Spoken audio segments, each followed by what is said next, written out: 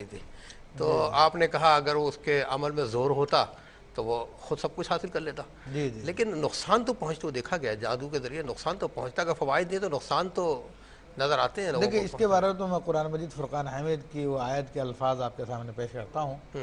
وما ہم بالضارین بہ من احد الا باذن اللہ. اور وہ لوگ اس جادو کے ذریعے کسی کو نقصان نہیں پہنچا سکتے مگر یہ کہ جو اللہ تعالیٰ چاہے وہی نقصان ہوتا ہے. تو یہ معاملہ حالانکہ نقصان بھی وہی ہے جتنا فائدے کا معاملہ ہے، سب کا سب اللہ تعالیٰ کے حکم سے ہی ہے. باذن اللہ. ہاں، باذن اللہ ہے. اور بات یہ ہے، نبی علیہ السلام ارشاد فرماتے ہیں ابن عباس، اگر یہ ساری کی ساری مخلوق اس بات پہ جمع ہو جائے کہ تجھے نقصان پہنچائے تو یہ صرف اتنا ہی نقصان پہنچا سکتے ہیں جتنا اللہ نے چاہا. آئے ہے. اور یہ سارے کے سارے اس بات پہ اکٹھے ہو جائیں کہ تجھے فائدہ پہنچا دیں تو اتنا ہی فائدہ پہنچا سکتے ہیں جتنا اللہ نے چاہا.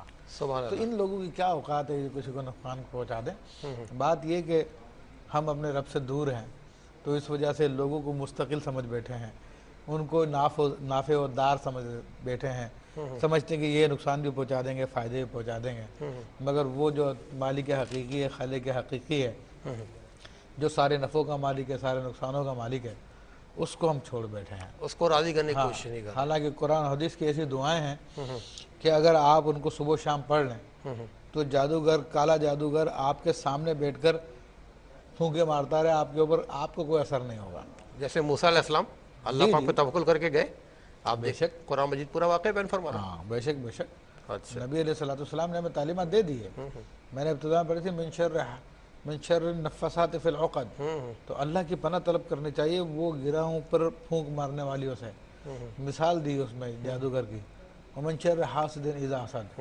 اور حاسد کا شر سے جب وہ حسد کرے. تو حضور علیہ السلام کی دعائیں وہ ہیں جو عمومی دعائیں ہیں. اگر آدمی صبح و شام 3 دفعہ پڑھ لے بسم اللہ الذی لا یضر مع اسمہ شیء فی الارض ولا فی السماء وهو السمیع العلیم، یہ وہ دعا ہے جو کھانے سے پہلے پڑھی جاتی ہے. 3 دفعہ صبح پڑھ لے اور 3 دفعہ شام میں پڑھ لے.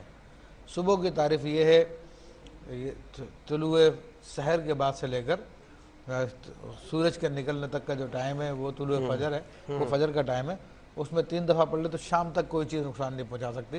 اور اگر شام کو پڑھ لے یعنی ظہر کے بعد سے لے کے مغرب تک کا جو درمیانی ٹائم ہے اس میں 3 دفعہ پڑھ لے تو پوری رات کوئی چیز نقصان نہیں پہنچا سکتی. کیا بات ہے. ہم سبحان ان اللہ. چیزوں کو چھوڑ کے بیٹھے ہیں. بالکل چھوڑ کے بیٹھے ہوئے ہیں. اور وہ جیسے سورہ حشر کی آخری 3 آیات کے حوالے سے حدیث شریف ہے، شاید آپ نے بتایا تھا پہلے بھی کہ 70,000 فرشتے حفاظت پہ بابور ہو جاتے ہیں. معمور ہو جاتے ہیں، اس کے لیے استغفار کرتے ہیں. اور عبداللہ بن امام غزالی نے لکھا، حضرت عبداللہ بن عمر رضی اللہ عنہ فرماتے ہیں کہ ایک مرتبہ مجھے ایسا لگا جیسے کہ میرا جسم بندھا ہوا ہے، کسی نے مجھے جکڑا ہوا ہے. تو آپ فرماتے ہیں کہ میں نے یہ سورہ حشر کی آخری 3 آیتیں پڑھی اور ہاتھوں پہ دم کر کے پورے جسم پہ پھیر لی تو ایسا ہو گیا جیسے کہ کسی نے میری رسیاں کھول دی کسی نے. سبحان اللہ. سبحان اللہ. تو بہت فائدے ہیں.